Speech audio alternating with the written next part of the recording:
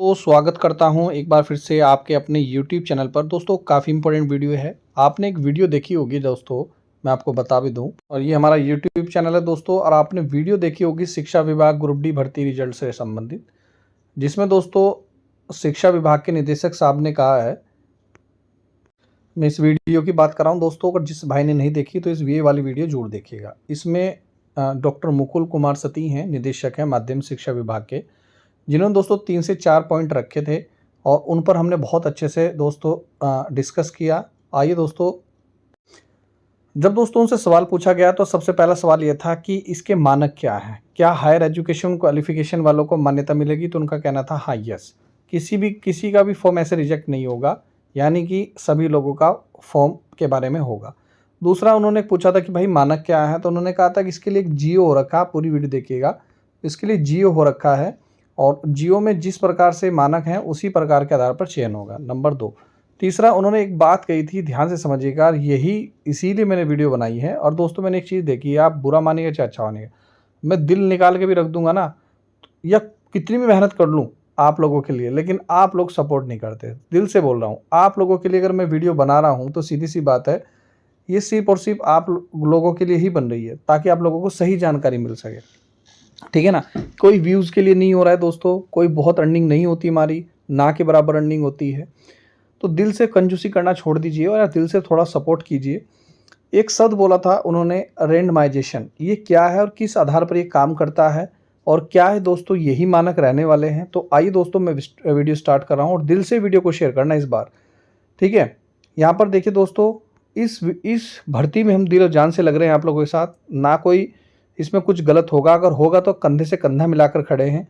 अगर मैं फिर भी बोल रहा हूँ, इसमें सही आरक्षण मिलेगा, विकलांग लोगों के लिए नौकरी लगेगी और सभी को दोस्तों फ़ायदा होगा। देखिए, उत्तराखंड आउटसोर्स भर्ती निकली थी 2364 पदों पर, जिसमें केवल और केवल 8वीं पास योग्यता थी। फिल्टर क्या था? 8वीं। ठीक है, माध्यमिक शिक्षा विभाग के निदेशक साहब ने कहा जरूर है कि हायर एजुकेशन वाले की क्वालिफिकेशन पर विचार किया जाएगा।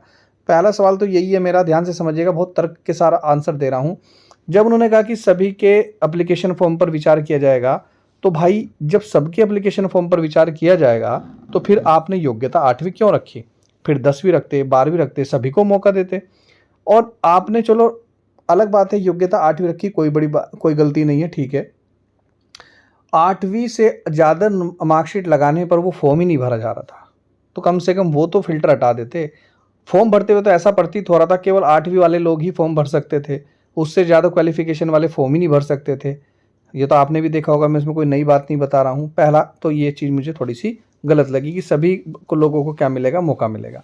मैंने आपको एक दिखाया था जिसमें सुप्रीम कोर्ट का भी ऑर्डर हो रखा है कि भाई अधिक योग्यता वाला क्या करता है, कम योग्यता वालों की नौकरी खा लेता है और फिर उसको जब अच्छी नौकरी मिल जाती है तो वो दूसरे स्थान पर चला जाता है। और कहीं ना कहीं इस नौकरी में ये भी है कि इसमें जो काम है दोस्तों, जैसे साफ सफाई करना, चौकीदारी का काम करना, वो हर कोई नहीं कर सकता। मतलब अगर आप बड़े अच्छे एजुकेटेड लोग हैं, अच्छे एजुकेशन आपने ली है, तो आप कहीं ना कहीं उस काम को करते हुए कतराएंगे, ठीक है ना।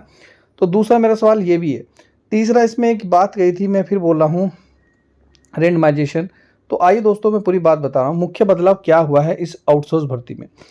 अब लॉटरी सिस्टम पूरी तरह से बंद हो गया। अखबार की रिपोर्ट में लिखा है दोस्तों, साफ लिखा है, मैं अखबार की कटिंग भी दिखा दूंगा। लॉटरी सिस्टम हो चुका है बंद, ठीक है, पूरी देखिएगा वीडियो। पहले आउटसोर्स भर्तियों में चयन के लिए लॉटरी यानी कि मैनुअल या रैंडम पर्ची सिस्टम का सहारा लिया जाता था, जिससे कई बार योग्य उम्मीदवार कहीं ना कहीं बाहर हो जाते थे और पारदर्शिता पर भी सवाल उठते थे। अब इस पुरानी व्यवस्था को तो कर दिया गया है समाप्त। अब नया नियम क्या है जो हमें पता चला है, जिसे बोलते हैं रेंडमाइजेशन।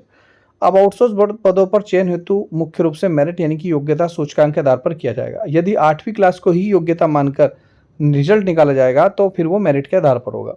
अब विभिन्न मानकों से बनेगी मेरिट, किस आधार पर? उम्मीदवार के अंक यानी कि कार्य अनुभव, विशिष्ट अर्हता, स्पेशल कोई क्वालिफिकेशन है, जेंडर यानी कि लिंग, महिलाओं के पद पर महिलाओं जाएंगी, पुरुषों के पद पर पुरुष जाएंगे, और स्थायी निवास को आधार बनाया गया है। खासकर मैं स्थायी निवास की बात करूं, यदि पद जनपद, नगर निगम, नगर पालिका, ग्राम पंचायत स्तर का है तो स्थानीय यानी कि स्थायी निवासी को चयन में प्राथमिकता देने का विकल्प विभाग के पास होगा।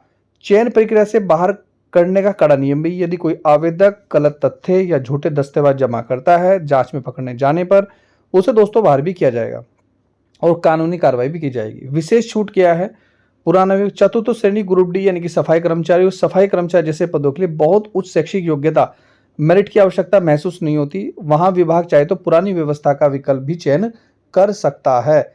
यानी कि वही विशेष यानी कि लॉटरी सिस्टम हो सकता है। ये मैं अपनी तरफ से नहीं बता रहा हूँ, अखबार की कटिंग है मेरे पास और मेरे यूट्यूब पर यूट्यूब चैनल पर भी आप जाकर देख सकते हैं। यानी कि शिक्षा विभाग ग्रुप डी में लॉटरी सिस्टम लागू हो सकता है, रेंडमली किसी को भी सिलेक्ट किया जा सकता है। नंबर 1 बात। अब रेंडमाइजेशन है क्या? अखबार की रिपोर्ट के अनुसार एक समान अंक प्राप्त होने पर रेंडमाइजेशन सूची जारी कर चयन को अंतिम रूप से दिया जाएगा। हम इसे सरल भाषा में समझें, जब मेरिट लिस्ट तैयार की जाती है तो कई बार ऐसा होता है कि 2 या 2 से अधिक उम्मीदवार के कुल अंक यानी कि मेरिट स्कोर बिल्कुल एक समान होते हैं। उदाहरण के लिए आखिरी बची हुई एक सीट के लिए 3 उम्मीदवार के अंक बिल्कुल समान हो यानी कि 85% है, तो अधिकारी अपनी मर्जी से दोस्तों किसी को एक को नहीं चुन सकते। ऐसी स्थिति में कंप्यूटर क्या करता है? रेंडमाइजेशन सॉफ्टवेयर का उपयोग करता है। कंप्यूटर बिना किसी इंसानी दखल के पूरी तरह से निष्पक्ष और रैंडम तरीके से उन समान अंक उम्मीदवारों में से किसी एक का नाम चयन स्वतः कर देगा। और यह पूरी प्रक्रिया दोस्तों ऑनलाइन और कंप्यूटर जनित और ताकि पारदर्शिता बनी रहेगी। ये जियो ही पढ़ के बता रहा हूं मैं, कभी आप सोच रहे हो उन्होंने बोला था ना जियो, ये जियो में यही है। प्रतीक्षा सूची किस प्रकार से निकलती है? भर्ती प्रक्रिया को सुचारू रूप से चलाने और पद खाली न रहने के लिए रोजगार प्रयाग पोर्टल के माध्यम से 3 स्तरों पर सूचियां बनती हैं। पहली सूची स्वीकृत पदों में मुकाबले कुल 3 गुना योग्य उम्मीदवार के नाम भेजे जाएंगे। दूसरी सूची यदि पहले सूची से चयन नहीं होता, जो कि बिल्कुल भी ऐसा पॉसिबल नहीं है, तो 5 गुना, और यदि 5 गुना से भी नहीं होता फिर 10 गुना सूची बुलाई जाएगी। यानी कि एक बात तो मैं आपको क्लियर कर दूं दोस्तों, ये तो कटेगी नहीं बात। यहाँ पर लिख रखा है पहली सूची में 3 गुना, यानी कि अगर 2364 पद हैं तो इसको 3 से मल्टीप्लाई कर लीजिए, 3 गुना तो बच्चे दोस्तों कहीं ना कहीं बुलाए जाएंगे ही जाएंगे। ठीक है, अब मैं आपको एक चीज़ और बता दूं, मामला फिर वही जो का त्यों रहा। वो क्या रहा, हमें अभी तक नहीं पता चला दोस्तों। हम इतनी जानकारी जुटा रहे हैं कि भाई इसमें 8वीं ही मानक रहेगी या नहीं रहेगी। पहला आज तक हमें इसका आंसर नहीं मिला। ठीक है, अगर किसी भाई को पता है तो प्लीज़ कमेंट करके बताइएगा, बिल्कुल जेन्युइन बताइएगा, क्योंकि लोगों की भावना से जुड़ा मामला है। दूसरा, यदि इसमें हायर एजुकेशन क्वालिफिकेशन लोग फॉर्म भर रहे थे और उनको इसमें नौकरी भी मिलेगी, तो भाई तो फिर आपने 8वीं क्लास की मार्कशीट को इसमें फिल्टर के रूप में क्यों रखा? मतलब 8वीं से अधिक मार्कशीट लगाने वाले को ये फॉर्म ही नहीं भर पा रहा था, सॉफ्टवेयर आपका कुछ ऐसा हो रहा था। ठीक है ना, तो दूसरा ये है। तीसरा इसमें ये है कि ये रिजल्ट कब आएगा दोस्तों? जो हमें जानकारी मिली है और बिल्कुल जेन्युइन जानकारी मिली है, जुलाई में ये रिजल्ट आपका आ जाएगा। कोई अक्टूबर नवंबर बोल रहा है, बहुत सारे यूट्यूबर हैं, अलग अलग सबका वो अपना ओपिनियन है, लेकिन जो हमें जानकारी मिली है वो है जुलाई।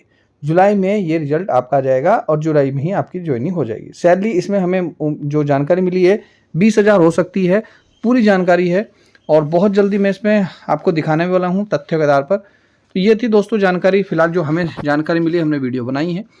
बाकी दोस्तों अगर इसमें कोई भी गलत जानकारी लगती है, आपको लगता है कि यार इसमें ऐसा नहीं सर ऐसा है, तो बिल्कुल कमेंट करिएगा। जेन्युइन ये संभावनाओं पर आधारित है और एक बार की जो रिपोर्ट है उस पर के आधार पर हमने बनाई है। ठीक है, तो यह महत्वपूर्ण जानकारी। मिलता हूँ नेक्स्ट वीडियो में। वीडियो देखने दोस्तों धन्यवाद। जय हिंद, जय उत्तराखंड।